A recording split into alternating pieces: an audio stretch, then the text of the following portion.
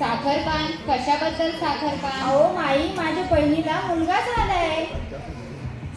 माई, मी तुम्हाला समजू शकते. तुम्हाला काय वाटतं आहे आता. तुमचा एक ना एक दिवस नक्कीच पाळणा खेळेल. अरे अरे, तुम्ही कोणाला देताय साखरपान? ही तर वांज आहे ना.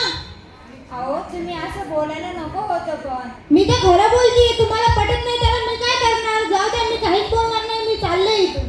जाऊ द्या माई, तुम्ही यांच्याकडे अजिबात लक्ष देऊ नका. येतो माई आम्ही.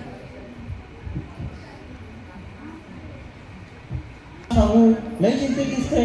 अहो, तुम्ही माझं एक ऐकता का? हो, बोल ना.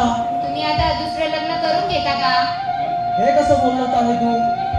मला तर मूळ बाळ होत नाही, तर तुम्हीच दुसरं लग्न करून घ्या ना. आणि मी दुसरं लग्न केल्यानंतरही मूलबाळ झाले नाही तर तू दुसरं लग्न करशील का? अहो, हे काय बोलताय तुम्ही? आणि मग तुला पटलं ते बोलायला? बाई बाई, तुम्हाला माहिती का काशीबाईला बाळ झालं? अरे हे बघ संधी, आता आपण काशीबाईचाच बाळ दत्तक घेऊया आणि त्याचं नाव यशवंत ठेवूया. हो बाई, असंच करू.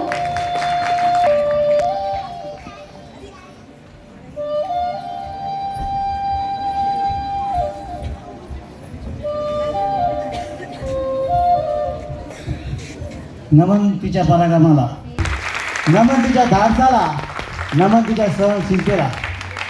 क्रांतीज्योती मा सावित्रीबाई फुले आणि क्रांतीसूर्य महात्मा फुले यांनी जे स्वप्न बघितले होते ते आपण साकार होताना आज बघत आहोत. त्यांचं फक्त एकच स्वप्न होतं की स्त्री शिकली पाहिजे, स्त्रीला सन्मान मिळाला पाहिजे, सन्मान मिळाला पाहिजे. संयोजकाने जे आम्हाला नाटक सादर करण्याची जी संधी दिली त्याबद्दल इथे उपस्थित सर्व मान्यवर आणि ज्यांनी ज्यांनी नाटक बघितलं त्यांचं मनस्वी आभार, धन्यवाद.